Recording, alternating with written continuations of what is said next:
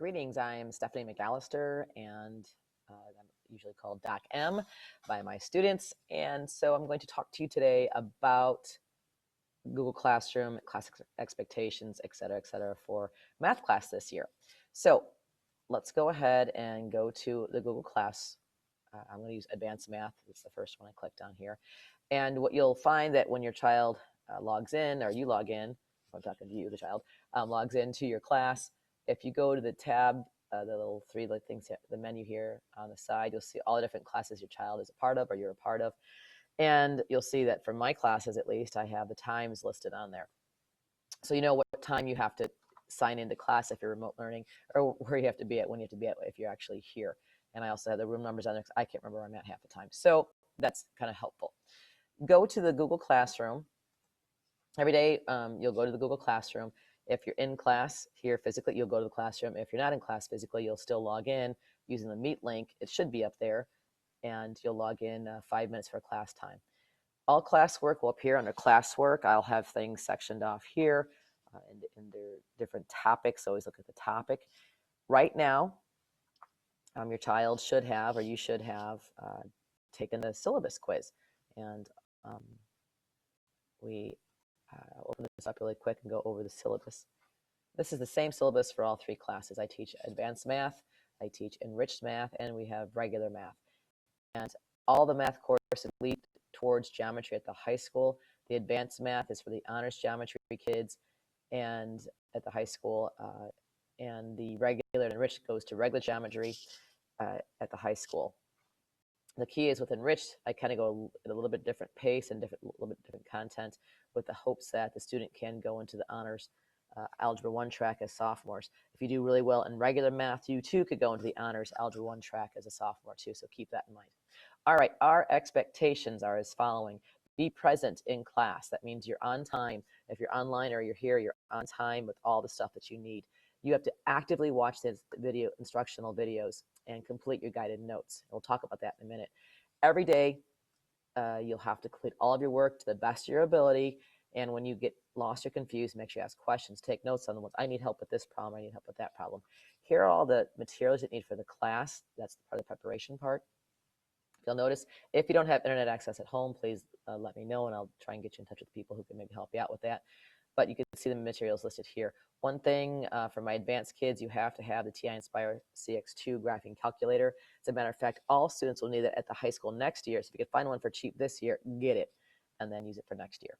You could reach me via email and you could call. However, we are teaching for 5 straight hours straight through.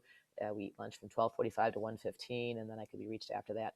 I am coaching softball this year, so we have practice about 3 o'clock from 3 to 5 every day or 3 to 6 every day. So I will not be able to answer emails till after that, but I am pretty good at getting emails back within 24 hours. Grading for this math class.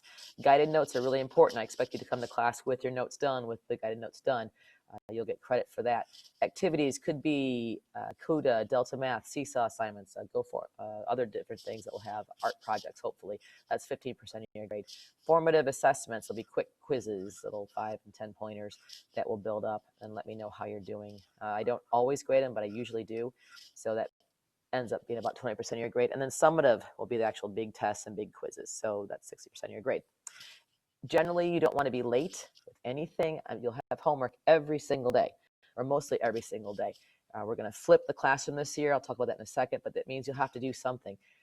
It will be less than 20 minutes to do the work each night, and we will have a weekly Wednesday assignment. So that's something you have to do every single Wednesday, and occasionally we'll have the extra activities, which will be on top of that. So sometimes your work will be a little bit longer, but it shouldn't be hard or cumbersome that you can't get it done.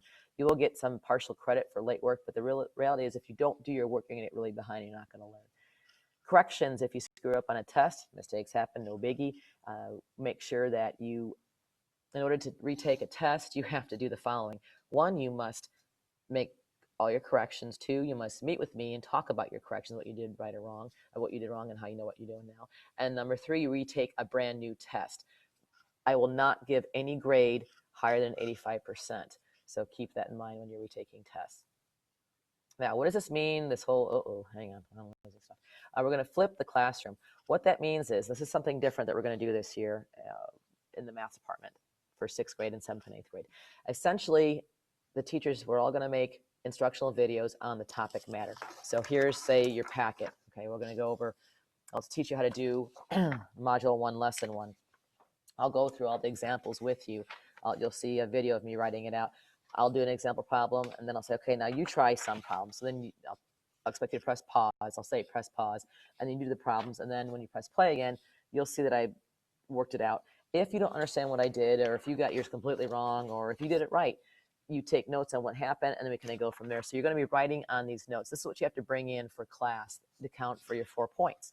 So essentially, we're flipping it. So instead of, and then once you get this, then there'll be a point where we'll be like, okay, let me go ahead and give you your homework, which is also known as your practice. It's usually going to be what's in the packet. It may be something else, something different, something harder.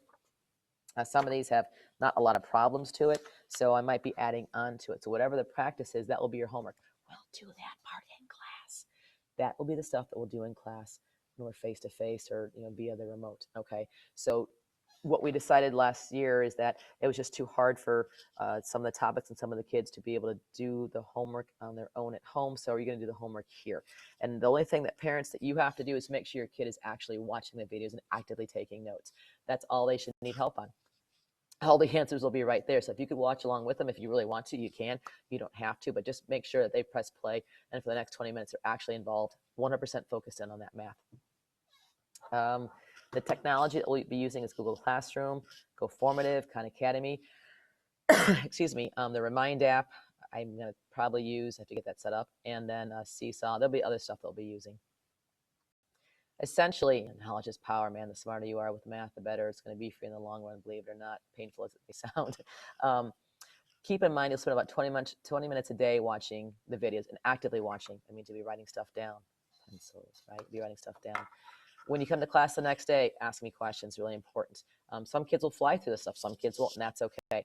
Any makeups, tests, or quizzes must be done during office hours. Further, all grades will be in Skyward only. Do not go to Google Classroom for the grades. It's kind of confusing, kind of messed up, and there's no easy way of importing Google Grades into Skyward. Exporting Google Classroom, I'm starting. There's no easy way to take Google Class grades and export it from there and going to Skyward easily and efficiently. This doesn't work. I've been able to do it, but it's kind of clunky. I would strongly recommend that your child or you download the Google Classroom app, as well as Google Docs, Google Slides, and Google Drive. It will make their lives a lot easier. They'll use it at the high school as well. Most of the teachers use Google Classroom at the high school. You'll still have to know how to use the different factors of Google Classroom, the different components, and I'll teach you how to do that. And essentially, if you cannot make class for whatever reason, I expect you to be there on time. Okay, so you're at home. I expect to be watching that class on time. I will also make a recording of the class if we have anyone absent. If everyone's present, I'm not going to make a recording of it because it takes a while for it to buffer. It's kind of a pain. So if you're not there, I will make a recording for you to watch. It should be posted later on that day. It depends on how long it takes to render. So my intent is to get everything posted before practice. I can't guarantee it's going to happen, but that's my intent. But it will definitely be posted that night. So you'll have to watch the recording to be able to do the work. Everything in terms of assignments will be noted in the Google Classroom. If you go to, let's take a look at the calendar here. Hello. Go to your calendar. There's nothing. They've got no homework. That can't be right. Oh, there you go. So for all your classes, you can see what your homework happens to be. And if you just want to have, like for math class, you can see what your homework is. I don't have hardly anything up there right now because I haven't done it. So you'll see it up here pretty soon. But essentially, that's where all your work is going to be. So Google Classroom Calendar is going to be your main resource. Other than that, I think that is all I could talk about right now. I'm very excited about the school year. I'm glad we had our first week so far. And if you have any questions, shoot me an email. All right, talk to you later. Now, let me see if I can turn this thing off. I don't know. That's my